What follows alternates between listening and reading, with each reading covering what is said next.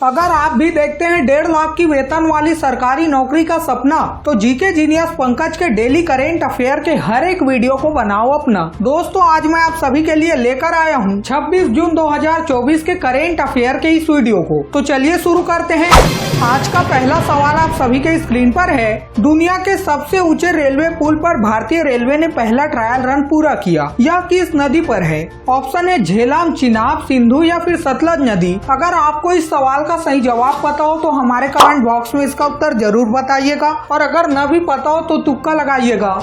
उत्तर है option B, Chenab नदी। केंद्रीय रेल मंत्री अश्विनी वैष्णव ने घोषणा की है कि संगलदान रियासी ट्रेन का पहला ट्रायल रन पूरा हो गया, जो दुनिया की सबसे ऊंचे रेलवे पुल चिनाब को पार करने का एक महत्वपूर्ण मील का पत्थर है। यह पुल जम्मू और कश्मीर क्षेत्र में चिनाब नदी के ऊपर 359 मीटर मतलब लगभग 109 फीट ऊपर बनाया गया है, जो एफिल टावर से भी लगभग 35 मीटर ऊंचा है। तो अगला और दूसरा सवाल है, गांधी सागर वन्य जीव अभ्यारण्य हाल ही में चर्चा में रहा। यह किस राज्य में स्थित है? ऑप्शन है राजस्थान, मध्य प्रदेश, पंजाब या फिर बिहार। उत्तर है ऑप्शन बी, मध्य प्रदेश। मध्य प्रदेश सरकार ने हाल ही में गांधी सागर वन्य जीव अभ्यारण्य में चीतों को रखने की तैयारी कर ली है, जो भारत में कुनू राष्ट्रीय उद्यान के बाद चीतों का दूसरा घर होगा। 17 दिसंबर 2022 को मध्य प्रदेश के श्योपुर जिले में कुनू राष्ट्रीय उद्यान में 8 नवाबियाई चीतों को बाड़ों में छोड़ा गया था। बाद में दक्षिण अफ्रीका से 12 और चीते को लाया गया।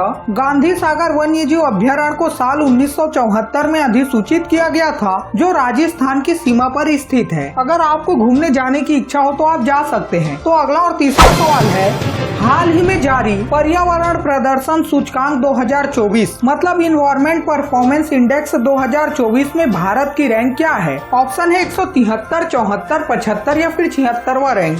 The correct answer is option D, 176th rank. हाल ही में साल 2024 का पर्यावरण प्रदर्शन सूचकांक जारी किया गया। इसमें भारत की न्यूनतम रैंकिंग 180 देशों में से 176वीं है। भारत इस बार अपनी पिछली रैंकिंग के मुकाबले मामूली सुधार कर पाया है। इस रैंकिंग को येल और कोलंबिया विश्वविद्यालयों द्वारा तैयार किया गया, जो वायु गुणवत्ता, जैव विविधता और ग्रीन हाउस गैस उत्सर्जन जैसे महत्वपूर्ण क्षेत्रों के प्रदर्शन पर आधारित है। तो अगला सवाल जानने से पहले चलिए जानते हैं 26 जून 2024 को क्या स्पेशल है। तो दोस्तों, आज है international day against drug abuse and इलिटिंग ट्रैफिकिंग। लोगों को नशीली दवाओं के हानिकारक प्रभाव के बारे में जागरूक करने और नशीली दवाओं के दुरुपयोग से मुक्त समाज का निर्धारण करने के लिए हर साल 26 जून को यह दिन मनाया जाता है। इसकी स्थापना संयुक्त राष्ट्र महासभा द्वारा वैश्विक कार्यवाही और सहयोग को मजबूत करने के लिए की गई थी। तो अगला सवाल है, पहले बहुराष्ट्रीय हवाई अभ्यास तारंग शक्ति की मेजबानी कौन सा देश करेगा? ऑप्शन है भारत, नेपाल, बांग्लादेश या फिर श्रीलंका। उत्तर है ऑप्शन है भारत। भारतीय वायुसेना के पहले बहुराष्ट्रीय हवाई अभ्यास तारंग शक्ति 2024 का आयोजन अगस्त महीने में किया जाएगा। इसमें पर्यवेक्षकों के रूप में शामिल कुछ अन्य देशों के अलावा 10 देशों की भागीदारी देखने की संभावना है। यह अभ्यास 2 चरणों में आयोजित होगा। पहला चरण अगस्त के पहले 2 सप्ताह में दक्षिण भारत में होगा और दूसरा चरण अगस्त के अंत से सितंबर के मध्य तक पश्चिम भारत क्षेत्र में आयोजित किया जाएगा। तो अगला और 5वां सवाल है, T20 विश्व कप में एक मैच में 4 ओवर मेडन फेंकने वाले पहले गेंदबाज कौन है? ऑप्शन है जसप्रीत बुमराह, शाहीन अफरीदी, लॉकी फर्ग्यूसन या फिर Trent Boult.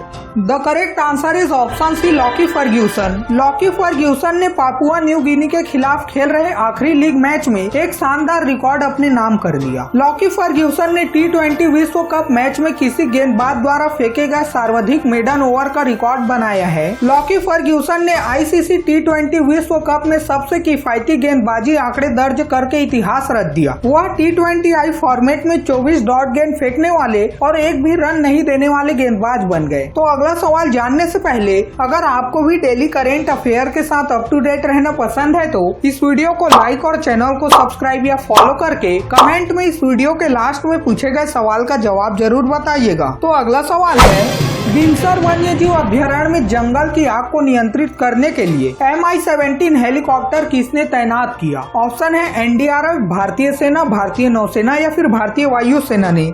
The correct answer is option D, Indian air force. हाल ही में भारतीय वायु सेना ने उत्तराखंड के अल्मोड़ा में बिनसर वन्य जीव अभ्यारण्य में बड़े पैमाने पर लगी जंगल की आग को नियंत्रित करने के लिए एक Mi-17 हेलीकॉप्टर तैनात किया है। यह वन्य जीव अभ्यारण्य भारत के उत्तराखंड राज्य में स्थित एक संरक्षित क्षेत्र है। यह हिमालय के कुमाऊं क्षेत्र में उत्तराखंड के अल्मोड़ा जिले से लगभग 33 किलोमीटर उत्तर में स्थित है। तो अगला और 7वां सवाल आप सभी के स्क्रीन पर है।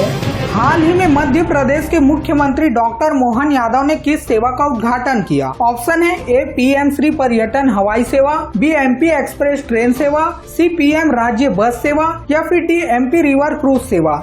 The correct answer is option A, PM Shri tourism air service. Madhya Pradesh में मुख्यमंत्री डॉक्टर मोहन यादव के नेतृत्व वाली भाजपा सरकार ने अपने कार्यकाल के 180 दिन पूरे कर लिए हैं। इस मौके पर मुख्यमंत्री ने भोपाल से PM श्री पर्यटन हवाई सेवा का शुभारंभ किया। मुख्यमंत्री ने नई सेवा के टिकट बुकिंग काउंटर का उद्घाटन किया और यात्रियों को बोर्डिंग पास भी प्रदान किया।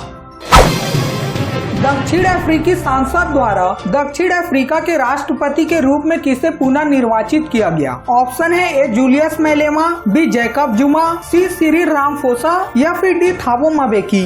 उत्तर है ऑप्शन सी, सिरिल रामाफोसा। दक्षिण अफ्रीकी संसद ने 7वीं सदन की नेशनल असेंबली की पहली बैठक के दौरान अफ्रीकी राष्ट्रीय कांग्रेस के अध्यक्ष सिरिल रामाफोसा को दक्षिण अफ्रीका के राष्ट्रपति के रूप में फिर से चुना। यह दक्षिण अफ्रीका के राष्ट्रपति के रूप में सिरिल रामाफोसा का दूसरा कार्यकाल है। उन्होंने पहली बार 15 फरवरी 2018 को पदभार संभाला और 2019 के चुनाव के बाद 22 मई 2019 को चुने गए थे। जिमिक्स अभ्यास का कौन सा संस्करण साल 2024 में आयोजित किया जा रहा है? ऑप्शन है 6वां, 7वां, 8वां या फिर 9वां। उत्तर है ऑप्शन सी, 8वां संस्करण। हाल ही में जिमिक्स अभ्यास 2024 जापान के योकोसुका में आयोजित किया जा रहा है। यह जिमिक्स का 8वां संस्करण है जो 2012 में आरंभ हुआ था। इस अभ्यास में हर्बल और समुद्री दोनों फेज के अभ्यास शामिल है। भारतीय नौसेना के स्वदेशी स्टील्थ फ्रिगेट INS शिवालिक इस द्विपक्षीय समुद्री अभ्यास में भाग ले रहे हैं। वहीं पर जापान की ओर से गाइडेड मिसाइल डिस्ट्रॉयर JS युगिरी भाग ले रहे हैं। तो दोस्तों चलिए बढ़ते हैं अगले सवाल की तरफ। Dedicated freight corridor corporation of India limited के अगले MD के रूप में किसे चुना गया है? ऑप्शन है राजीव कुमार, अभिषेक सिंह, प्रवीण कुमार या फिर अभिमन्यु रामचंद्रन जी।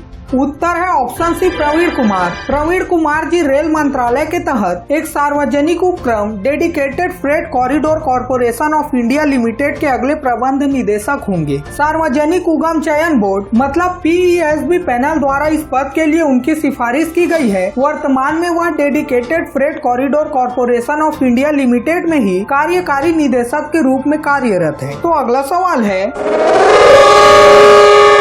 बजर बजने के कारण आज की प्रश्नोत्तरी यहीं पर समाप्त करनी पड़ेगी। उससे पहले चलिए जानते हैं कल के सवाल का सही जवाब क्या था। कल के सवाल का सही जवाब है ऑप्शन डी, इटली। G7 शिखर सम्मेलन का आयोजन इटली में किया गया था। तो दोस्तों चलिए देखते हैं आज का सवाल क्या है। आंध्र प्रदेश के नए मुख्यमंत्री के रूप में किसने शपथ ली है? ऑप्शन है चंद्रबाबू नायडू, पवन कल्याण, नारा लोकेश या फिर डी राजा। अगर आपको इस सवाल का सही जवाब पता हो तो हमारे कमेंट बॉक्स में इसका उत्तर जरूर बताइएगा और अगर न भी पता हो तो तुक्का तो लगाइएगा।